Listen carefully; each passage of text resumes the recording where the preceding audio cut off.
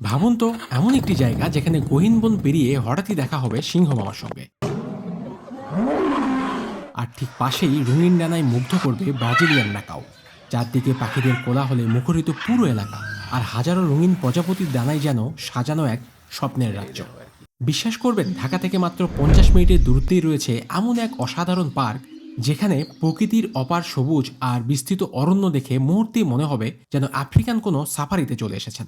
তাই ঢাকা থেকে একদিনের ভ্রমণে আজ আমরা যাচ্ছি বাংলাদেশের একমাত্র সাফারি পার্ক আর গাজীপুরের গহীন অরণ্যে। চলুন শুরু করা যাক আজকের ভ্রমণ। ঘড়িতে তখন সকাল 6টা। প্ল্যান ছিল একদম ভোরেই বেরিয়ে পড়ার, আর ট্রাভেল কন্টেন্ট ক্রিয়েটর হিসেবে ব্যাগে ক্যামেরা, ড্রোন আর অবশ্যই গার্নিশের সানস্ক্রিন, সবকিছু নিয়েই শুরু হলো আজকের যাত্রা। সকালে ঢাকা থেকে গাজীপুর সাফারি পার্কের জার্নিটা ছিল বেশ রিল্যাক্সিং। তখনও সূর্য পুরোপুরি ওঠেনি, চারপাশ ছিল এক অন্যরকম শান্ত পরিবেশ।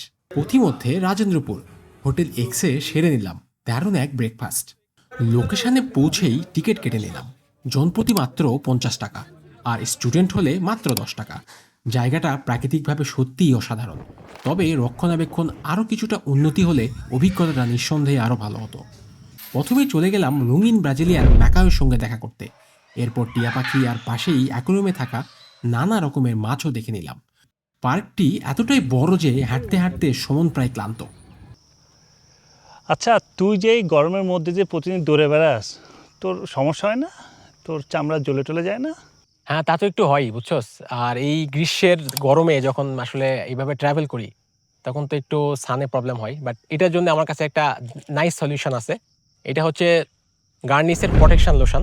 এটা সারাদিনের জন্য আমাকে একটা ভালো প্রোটেকশন দেয়, এবং এটা SPF 45+ আল্ট্রাভায়োলেট রশ্মি থেকে প্রায় 98% আমাকে সেভ করে।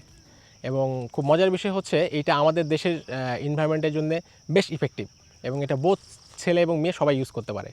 এবং আমি যখন ট্রাভেলে যাই এটা সবসময় আমার সাথে ক্যারি করি, তুই চাইলে ইউজ করতে পারোস।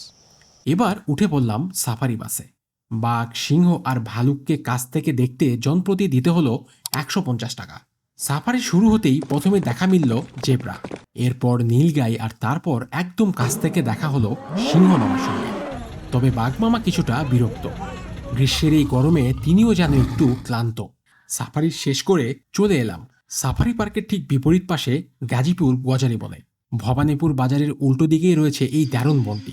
লম্বা সবুজ রাস্তা ধরে ভেতরের দিকে এগোতে থাকলেই মুহূর্তেই মনে হবে যেন কোনো পার্বত্য অঞ্চলের গভীর অরণ্যে চলে এসেছেন। ঢাকার এত কাছে এমন সুন্দর একটি বন সত্যি অবাক করার মতো। তাই মাত্র 500 টাকায় ঢাকা থেকে একদিনের দারুণ একটি ট্যুর দিতে চাইলে গাজীপুরের সাফারি পার্ক আর গজারি বন হতে পারে আপনার পরবর্তী গন্তব্য।